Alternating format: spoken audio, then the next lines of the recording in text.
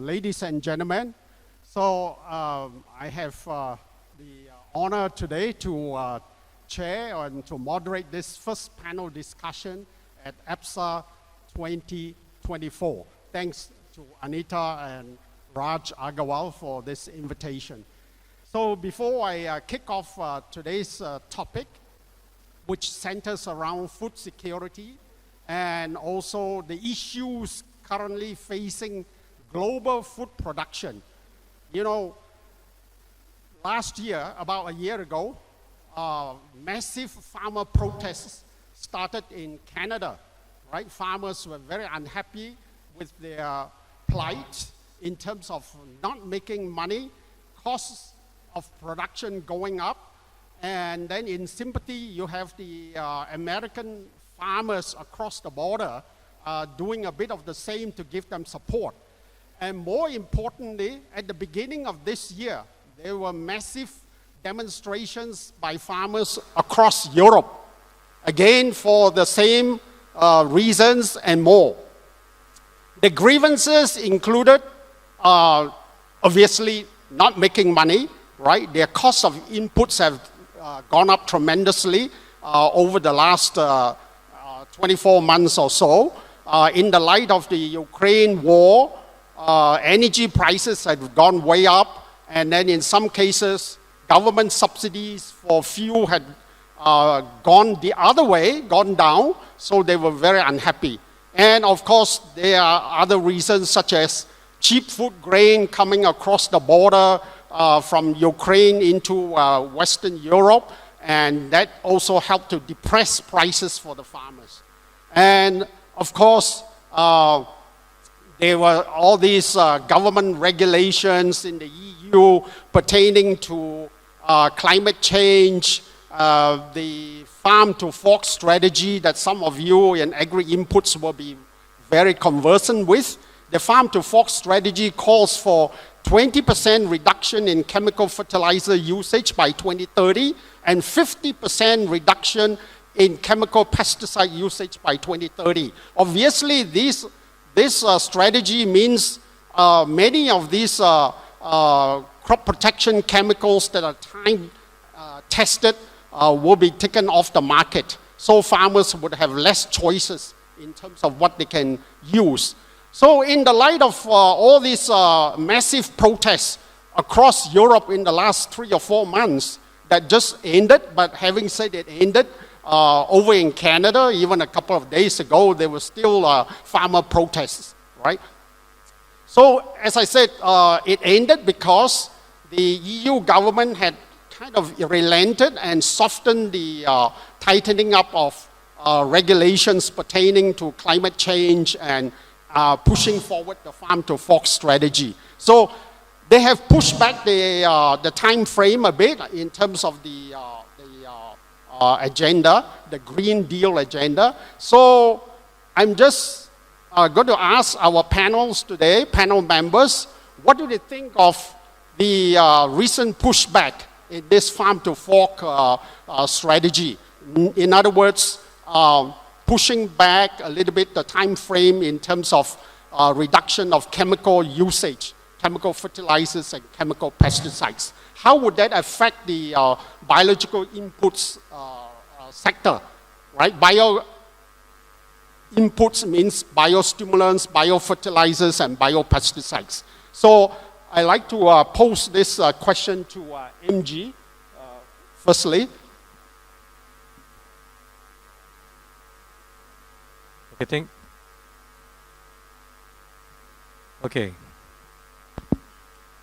Thank you very much, CS, to asking that kind of a question to me. There's a really serious and significant meaning problem in these days. Obviously, there is a restriction in adopting and using and this kind of advanced technology and product, surely. It is because of the imbalance between cost and input. because farmers they are using so much more money, extra money for producing best quality production and then more productivity. But they are expecting not so much increased ROI accordingly. Because of that, they are complaining to the government so strongly, and that's one of the reasons why the European government side they are pushing back their policy like that. But as you know, to match some target goal in greenhouse gas emission as a net zero policy in 2050, obviously we have to reduce the use of the chemical pesticide and for conventional fertilizer.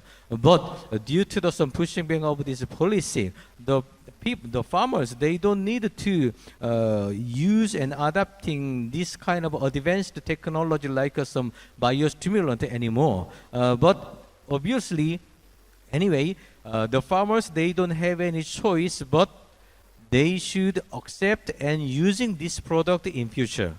So this kind of some pushing back of policy make some slightly delaying of the some policy for natural policy in 2050. Yes. Okay, thank you. And Fukunaga-san, what do you think? Hello. Yeah. I think it's very interesting issue. And first of all, it's a great honor to join as a panelist here. And I don't know if I'm right person to discuss this kind of issue, but I've been studying agriculture in university and also Mitsubishi Corporation. I was handling chemicals. So based on that experience, I can comment. I think this is very interesting, but I think better to separate the issue. The farmers is protesting just to request to protect their life, quality of life. And on the other hand, you know, farm to fork policy is how to protect the environment. And I think now it is very urgent issue for our human beings, how we can sustain our environment. So I think, first of all, I think it's now, basically I'm very optimistic about science or technology. So I think people can, we can control it. So on this issue, important is to separate farmers' life and environmental issue. My opinion is we need to give some support to keep farmers living life. And also on the other hand, to protect our environment. I think government need to continue the policy how to sustain the environment, like a farm to fork policy right now. That is my opinion. Thank you, Fukunaga-san. I strongly agree with you. Going forward, there may be a bit of a slowdown, but longer term, we need to have sustainable agriculture and regenerative agriculture. So that means greater usage and adoption of bio-agri inputs.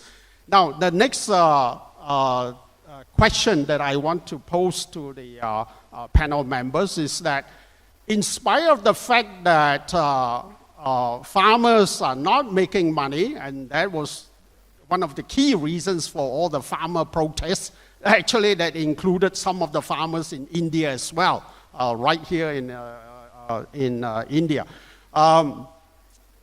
They're not making money, but consumers all over the world are complaining that they're having to pay more and more for food. So how does this anomaly come about? Farmers are getting low farm gate prices, not making money, protesting, right? Out on the streets with their tractors and trucks, and yet consumers are also complaining that they are paying more and more for food, right? So how do you think this anomaly comes about, MG? So it is some nonsense cases because farmers, even they are producing much more productivity product and better quality product continuously, but it is obviously that their ROI is not increased accordingly. But besides this, thus as a final customer like us, we should pay much more cost for food productions compared to this before previous years. It is because of there are some kind of some costs like that. First, the logistic transportation cost is increased because of the COVID-19 and then Ukraine war in global. And then so this is one of the reasons why the customers or the end users should pay so much increased cost for agriculture product. In case of normal condition, it is natural that the farmers and then the customer should pay so much money in case of this serious condition. They must earn much more benefit from the agriculture production. But nowadays, due to some overproduction issues there's just some geographical issues some area. As a geographical issues, even farmers, they have overproduction, so they cannot increase their ROI. But there is imbalance between production and supply. The final customers, the final consumers, they spend so much money, increased money for this kind of a method.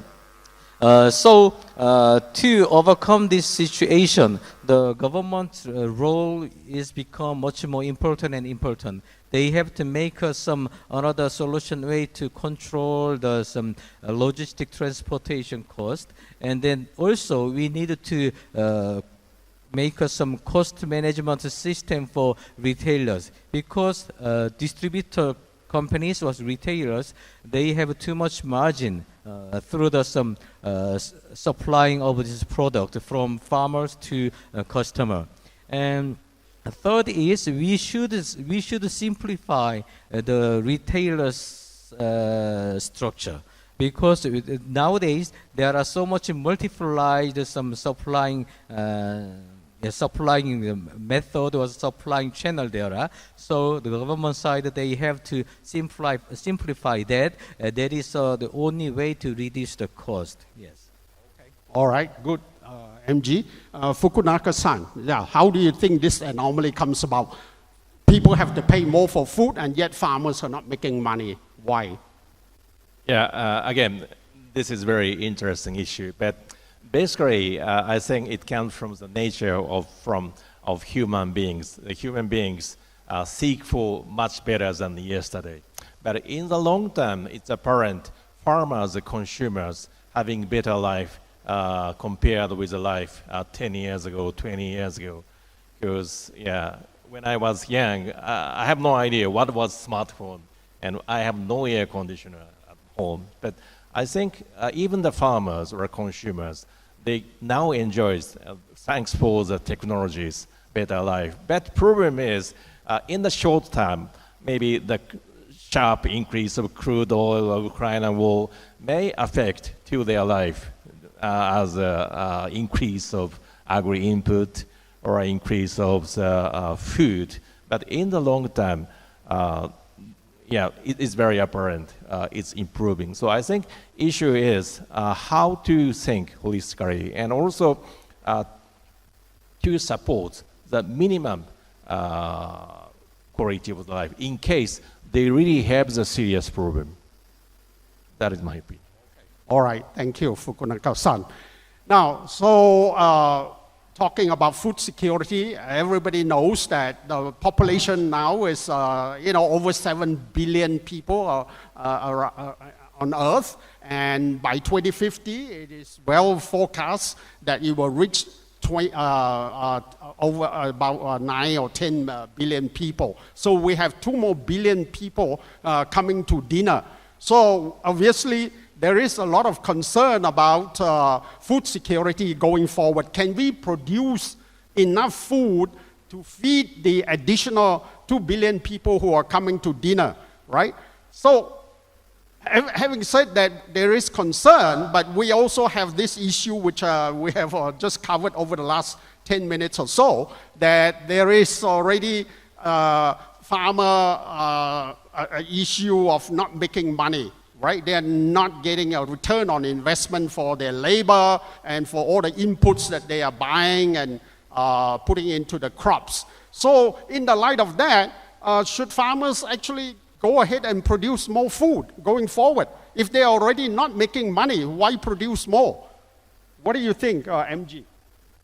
Yes, so that is just one of the dilemma from perspective of farmers and final customers. Some farmers, they don't.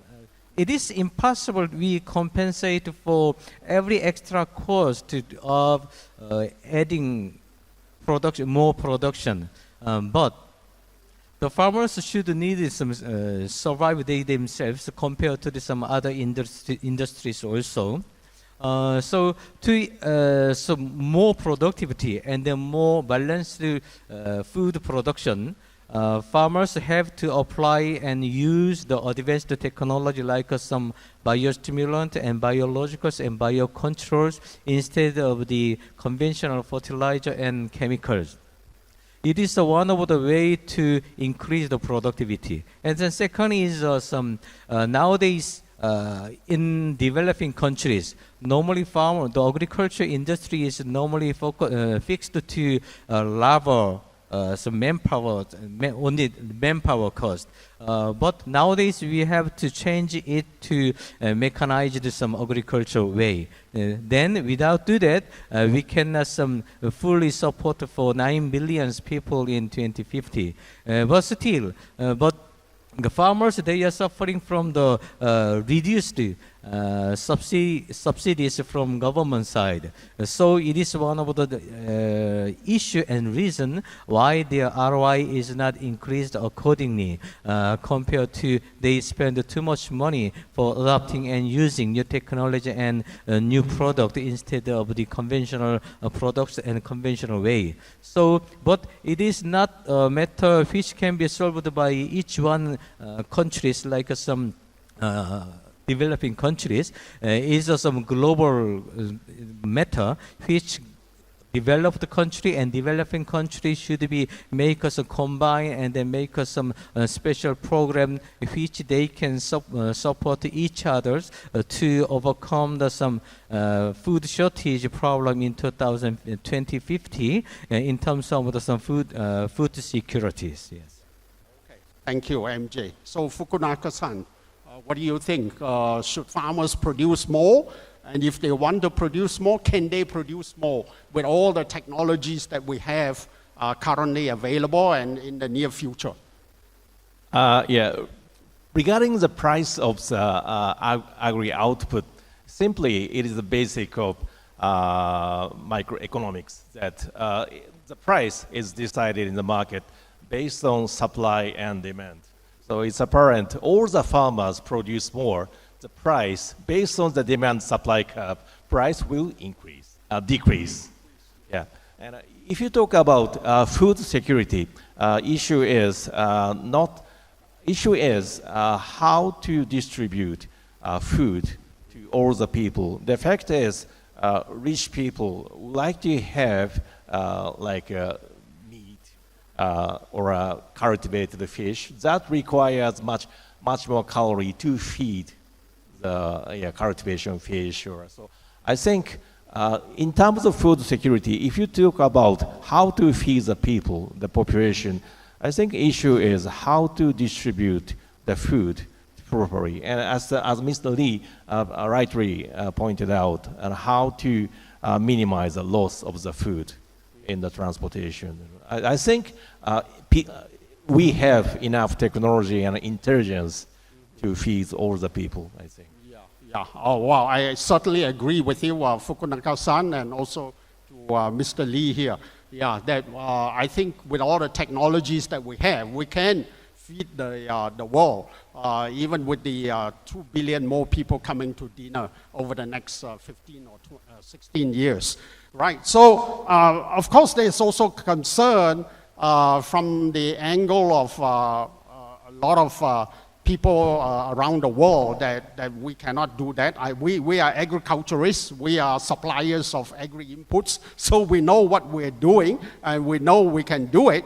But in spite of that, there's been a boom in the alternative protein industry in the last 5 years or so. Billions of dollars have been poured into alternative protein, meaning lab-grown meat and also plant-based protein or meat, right? So what I want to ask the panel members here is that, do you think this alternative protein can help to address concerns about the future adequacy of food? Is like a scenario so normally we see in SF movie. So as you know, there's some alternative protein. I definitely think alternative protein can be some good source to address food shortage in future. But I think there are some hurdles and then which we have to overcome. One is we need some time to educate people. They freely accept there's some alternative proteins instead of this conventional protein. Like some in alternative protein means in some various countries they use some insect as a meal for snack. Because of that, this is one of them discussed food in some area. So we need some time to promote and educate people. They freely accept this insect as some alternative protein without any disgust. Second is we also need some food processing industry. They should make better food forming or some food, canning or some food which people can freely accept without any some how can I say it, some disgusting, or they can use it without any some conservative way. So also freely say definitely it helps for overcome some food shortage, but it will take some time. I believe like that. Yes. Okay.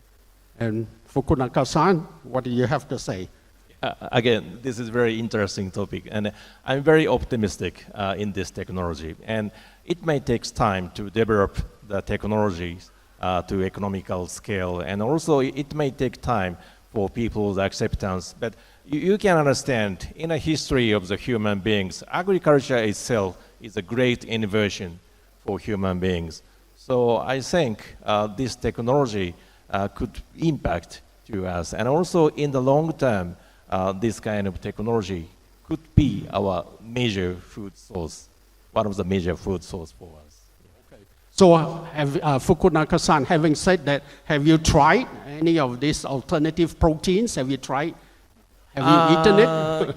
Yeah, but you know, in Japan, we have so many variations of food produced from fermentation. So I think, yeah. Yeah. All right. So, okay. To be honest, I have not yet tried something like how do you say fermented meat or a fake meat. But I think, yeah, if I chance, I would like to try. Yes, you should. You should try it. Okay. In spite of the abundance of natural food. Okay. One final question I want to pose to the panel members is that, you know, having said that, prices of food at farm gate is not attractive enough for farmers, right? And partly also because of the fact that it's overproduced in many countries. But having said that, in some countries, there's food deficit, even though they are agricultural countries. Okay, I want to give you an example. Rice in Malaysia, Philippines, and Indonesia. These are all rice-growing countries for years and years, right? But yet, they're not producing enough rice. They're importing. A lot of it comes from India, by the way. India is the world's largest exporter of rice. Last year, India announced a ban on export of rice, right? Even though there was $11 billion exported annually. That caused a lot of panic in a lot of rice importing countries, including the 3 that I mentioned. So, as I said, the fact is that they can produce, and they can produce more. Why are they not producing more? So is there something that the governments in these countries can push the agenda forward for them to produce more so that they don't have to rely so much on imports and therefore address their own food security. So what do you think, MG? Can governments come in and do something about this? Yeah, definitely government have to do something for product much more some food in future, because there is a problem for not only local countries but also global issues in terms of this food security. So even the Philippines, Malaysia, or some African countries which they cultivated rice as a main cultivation countries on rice, it is true that the productivity is not sufficient. So as a concern of this, we have to solve some food shortage problem in globally. The government, each government should support some good way to the farmer and let them produce much more quantity of this production. But as you know, there's some in Philippines, Malaysia, something like the countries, the countries is not so rich countries. Because of that, they want, but they cannot make some efficient and effectiveness some policy or strategy for farmers. So they have to cooperate with some developed countries, because the food problem is not only geographical problem, it is a global issue reflected on any effect to developed country like some Europe and USA, something like that. So they made some good way, like some subsidy policy or subsidy strategy between these two developing country and developed country. So let them make much more subsidies should go to the farmers directly to increase the ROI. Then that's one of the good way to increase the productivity for suitable to supply enough productivity and enough food for people in 2050. Okay, good. Fukunaga-san, what do you think? Yeah, again, it's very interesting issue. And also, I can tell you, this is also a very serious issue in Japan in the long history. Actually, Japan has a very strong restriction to the import of rice in terms of the food security and also in terms of protect farmers. And what happened in Japan is 60 years ago, the 60% of population of Japanese engaged in farming, and now only 3%. And the average age of farmers in Japan is 68 years old now. So and also no young generation like to succeed the farming because farming never pay for him. So I think, if you talk about food security and production and domestic, I think you have to think about how to keep profitable farming. So I think other interesting case is Switzerland. Switzerland also has a very strict concern about food security for their history. And also the people, Switzerland people also has a consensus they can pay to protect the farming. So you can observe Switzerland still has continued the farming even as high cost labors. So I think there should be two choices. One is like Switzerland, people agreed, consumer pay for high to protect the farming.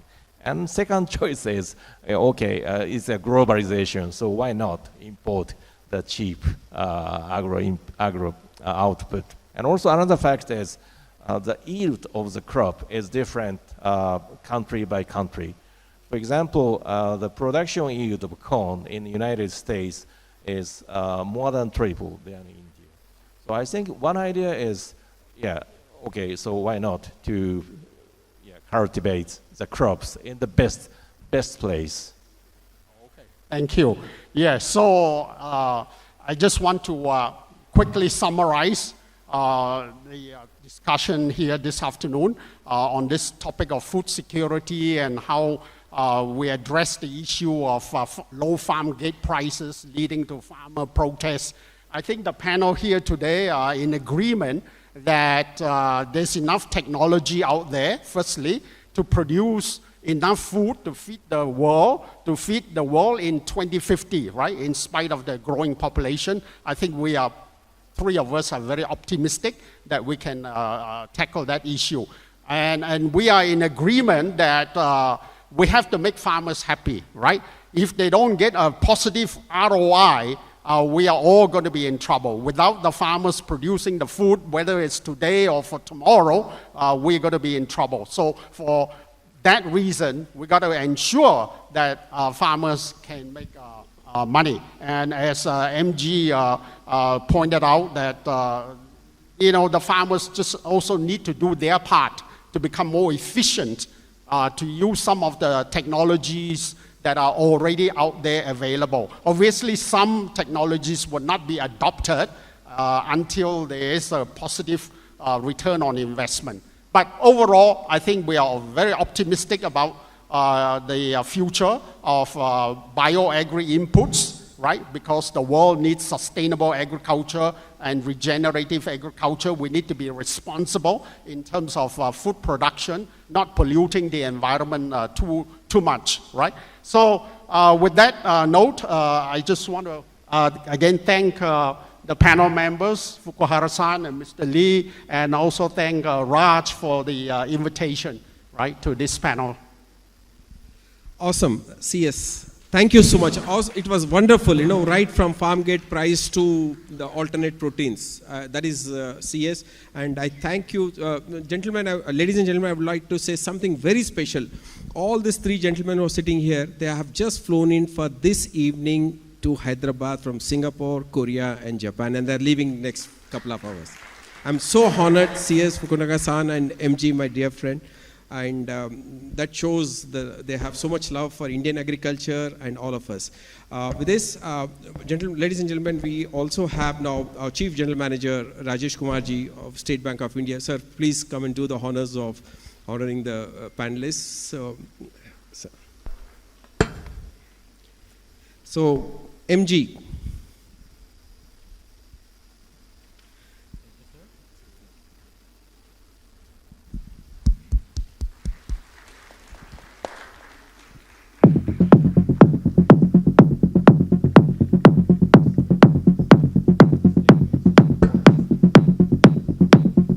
Fukunaga-san.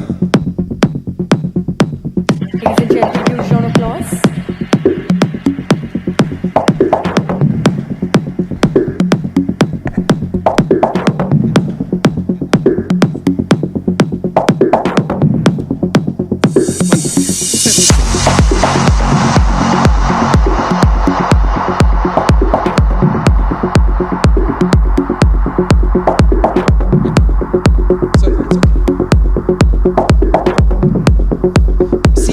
Perfectionist, so I have to be little perfect what I'm giving to him. Seriously, from Singapore.